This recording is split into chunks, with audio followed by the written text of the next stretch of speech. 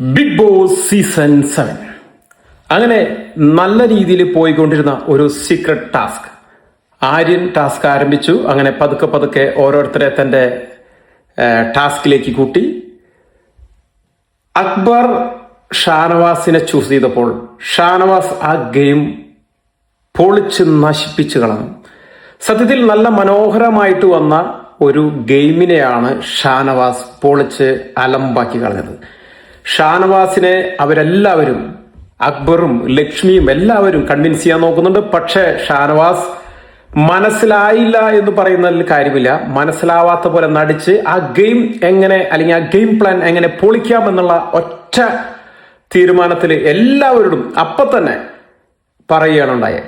ഷാനവാസിന് ആ ഗെയിം മനസ്സിലായിട്ടില്ലായിരുന്നെങ്കിൽ എന്തിനാണ് മറ്റുള്ളവരോട് പറയുന്നത്? അദ്ദേഹത്തിന് ഗെയിം മനസ്സിലായിട്ടില്ലെങ്കിൽ അദ്ദേഹം പറയണ്ട, അത് ചിന്തിച്ച് പറയാം.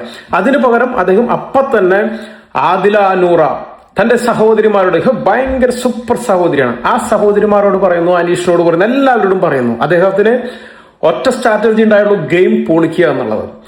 Anyway, very bad Shanavas, very bad.